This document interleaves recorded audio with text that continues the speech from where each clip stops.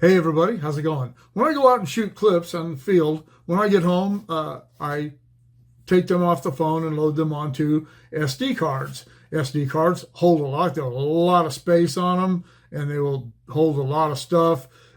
Then I'll edit a video, and if I want to keep that video for myself for whatever reason, I will load the completed edited video onto another SD card. When I first got started doing this, I didn't know what I was doing. I didn't know anything about storage or anything. And I was using thumbnail drives like these flash drives or whatever the heck they call them.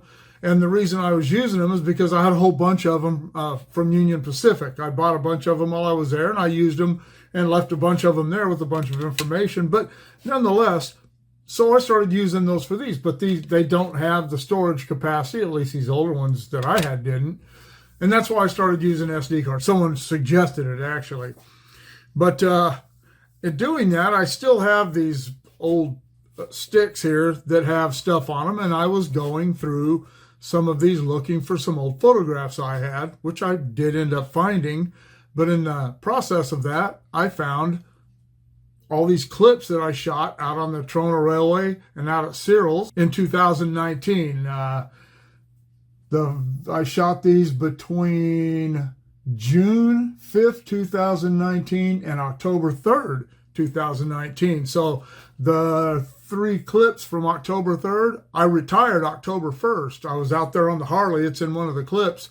But this was evidently going to be a piece I was going to do on the Trona Railway. Because these clips are so old and so many things have changed since then, I will probably try to get out there this year and do something like that. I was actually going to use the KTM to do it because some of the places are remote, but I think I'm going to sell the KTM. But anyway, that's a whole nother story. I'm going to go ahead and put these together because they're, I don't know, they're kind of interesting from way back then.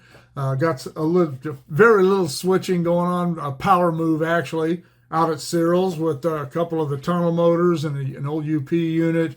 Some stuff from around Trona and a couple of stories. So, hey, I hope you enjoy it, and I promise I'll get out there and do a more cognizant video. And I did this. I hadn't been doing this very long at the time, so the narration will probably be a little bit better. All right, well, I hope you enjoy this. All right, this is the main office of the Trona Railway in Trona, right here at the plant. And I'm going to do a little piece on the Trona Railway, but they can't give me a tour. They can't let me inside the plant. They don't do things like that, and I guess I don't blame them. Liability being what it is these days. So anyway, that's the main office. I'm going to move up a little to where the lower switching yard is and get some shots from there. All right, that's the back side of the Trona Railway office. Plant in the background there. This is obviously, these guys are working on these engines. This is the yard. This is down at what's called Argus. And a lot of cars in here. It's hard to see them from this level, but I do see these engines. I took a picture of that one right there a while back, 2005 on down at Searles, switching up the Trona Railway cars. But anyway, moving on. All right, this is the Trona Road crossing, the Trona Railway. Is the last crossing before the railway enters the yard, or the first crossing as it leaves, where you want to put it. And that is looking out towards West End. One interesting note before I get out of here. Back in the mid-90s, when Southern Pacific sold its branch lines to San Joaquin Valley Railroad, contracted a company called American Signal Technologies to take care of the crossings on the branch lines. None of the branch lines were signaled, but I was a gang foreman at the time for Southern Pacific. I was offered a weekend job with AST, helping them get their crossings put back together and pull up to FRA standards, because Southern Pacific had let them decline. And they had the contract for this line as well, and I actually took some trouble calls out here on the Trona Railroad at this crossing, Trona Road, which they called Argus. And that's because that's what that part of town is called. This is Argus. Trona proper is over there on the other side of the plant. This is Searles Station. It's just pretty much called Searles now. There's no station here anymore. That is looking west back toward Mojave. And that is the switching yard there. There's not very many cars here. Sometimes you come out here and this thing is just packed with cars, and there's a track out there, a switch that, I don't know if you see the track, I'm not going to enlarge, it doesn't matter. Switch, it goes off to the right, just beyond those cars there. That's the old tie-in for the shoe fly from when the tunnel, which you can't see the, I'll go ahead and enlarge it, maybe you'll be able to see it. If you look closely, you'll see the top of the tunnel out there. That tunnel caught on fire in the early 80s and burned for about 2 years. And in the meantime, they built a shoe fly over the top of that hill there. And that's how they got the trains out here.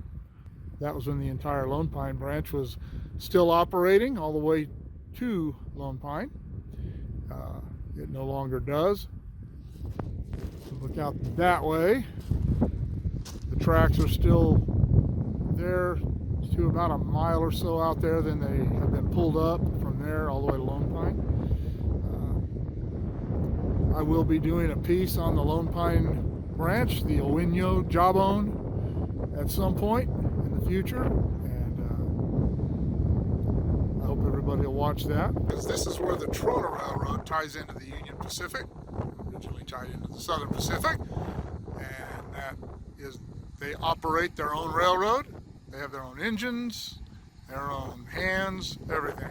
And that railroad goes out that way to Trona, which is about, I think it's about 30 or 35 miles from here, maybe a little further than that. But anyway, it goes out there to the plant at Trona. I did the tour of Trona a while back. I'll link that video in the description below. It's been one of my most popular videos, as a matter of fact. Kind of surprised me. But anyway, we'll drive over there and get a little closer look at what was there. Out here at Searles,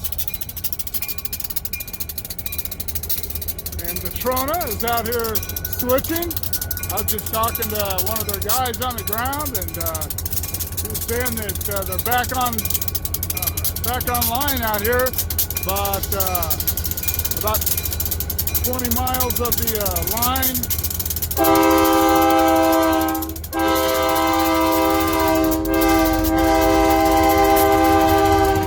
has a 10-mile-an-hour slow order. It's still pretty jacked up from the earthquake, but it's 25 from the 17th mile post, he said, out to here. I'm not exactly sure how far that is, but it's good to see they're going again. I haven't talked to Dave about the plant in a while, but he said that the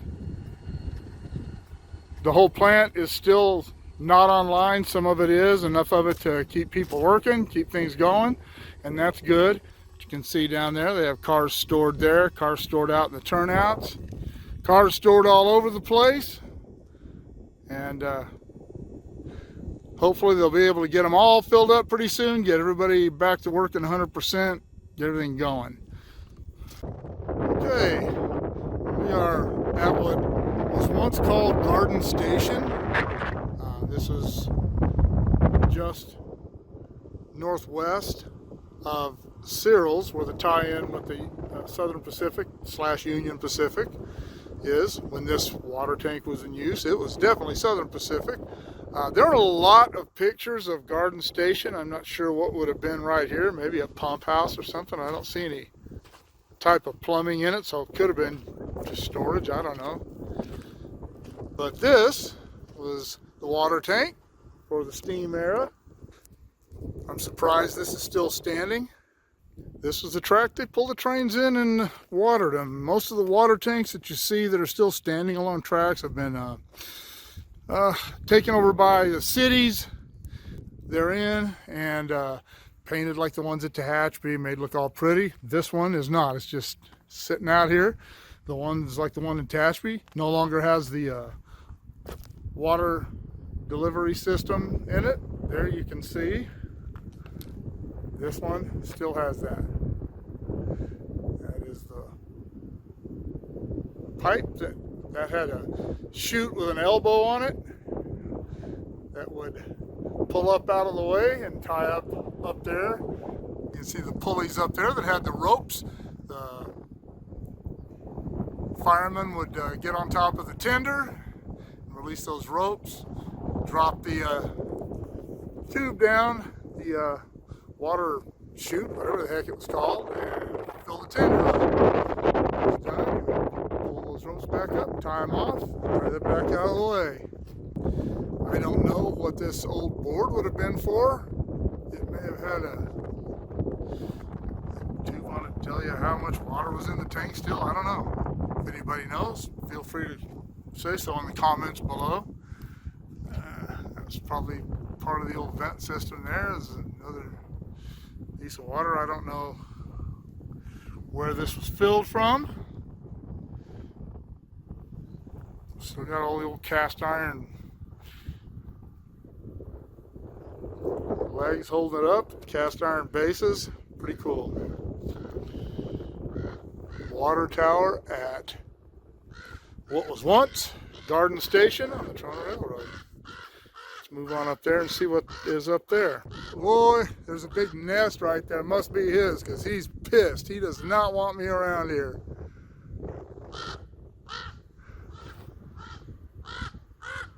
Sounds like one of our cats when you get around its food. Drove down a little further, there's the tank there. But obviously an old building of some sort used to be here.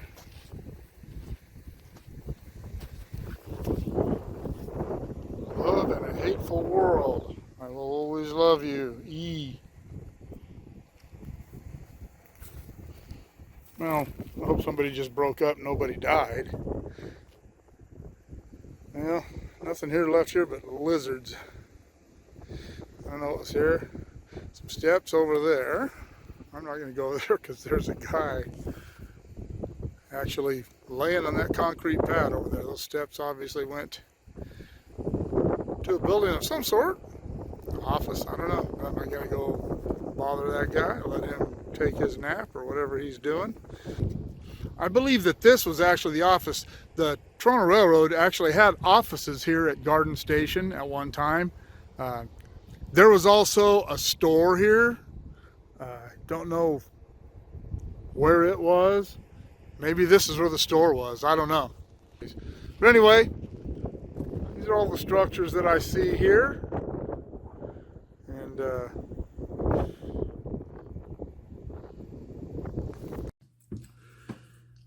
yeah, that was pretty bad. Sorry about that. I had obviously intended to expand that into a much more comprehensive piece on the entire Trona Railroad.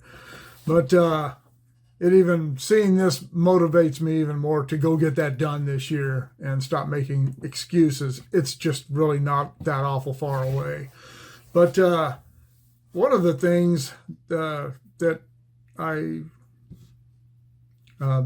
as I mentioned, the last segments of this that I shot on October 3rd of 2020, in December, I injured my shoulder, my right shoulder, and I only got out sporadically after that, and then the world shut down in 2020. I actually shot some videos in 2020, but then as everyone knows, I got sick in November of 2020 and really didn't recover I started shooting videos again in March, or it must have been April of 2021, but I was still not well, as any of you have seen the videos and heard my voice from that time could tell.